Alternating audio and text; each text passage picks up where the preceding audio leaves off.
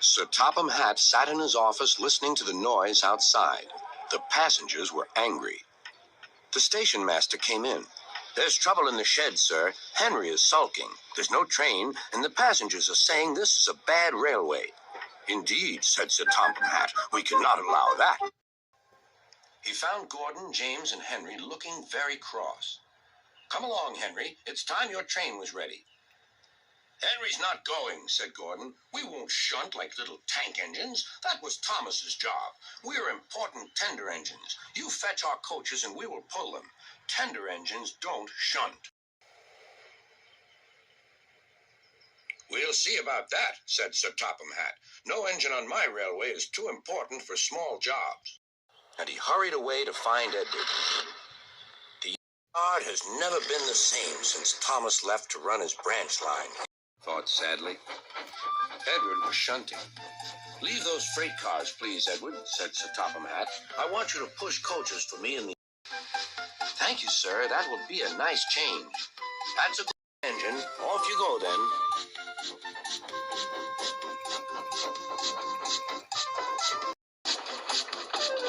So Edward found coaches for the three engines, and that day the trains ran as usual.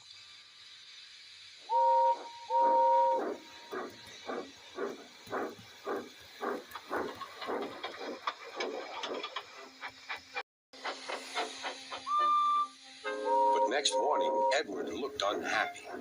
Gordon came clanking past, hissing rudely. "Bless me," said Sir Topham Hatt, "what a noise!" "They all hiss me, sir," answered Edward. "They say tender engines don't shunt, and last night they said I have gray wheels. I haven't, have I, sir?" "No, Edward, you have nice blue ones, and I'm proud of you. Tender engines do shunt, but all the same, we do need another tank engine here." He went to a workshop, and they showed him all sorts of engines.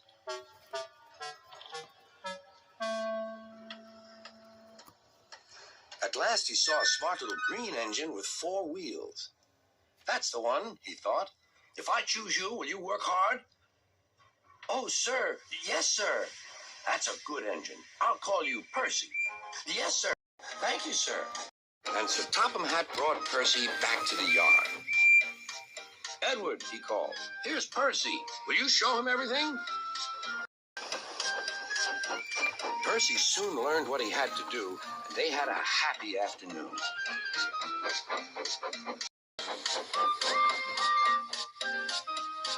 Then Henry came by, hissing as usual.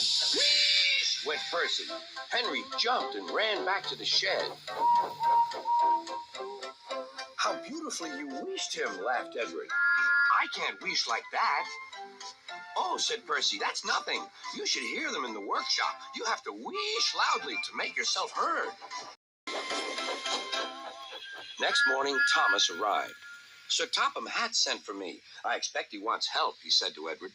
"Shh, shh, here he comes," replied Edward. "Well done, Thomas. You've been quick. Listen, Henry, Gordon, and James are sulking. They say they won't shunt like little tank engines. So I have shut them up, and I want you both to run the line for a while." "Little tank engines indeed," snorted Thomas. "We'll show them. And Percy will help too." "Oh, sir. Yes, sir. Please, sir," answered Percy. Edward and Thomas worked the main line, greeting each other as they passed by. Percy puffed along the branch line. Thomas was anxious about Annie and Clarabelle, but both driver and conductor promised to take care of them. There were fewer trains, but the passengers didn't mind. They knew the 3 other engines were having a lesson. Gordon, James, and Henry were cold, lonely, and miserable. They wished now they hadn't been so silly.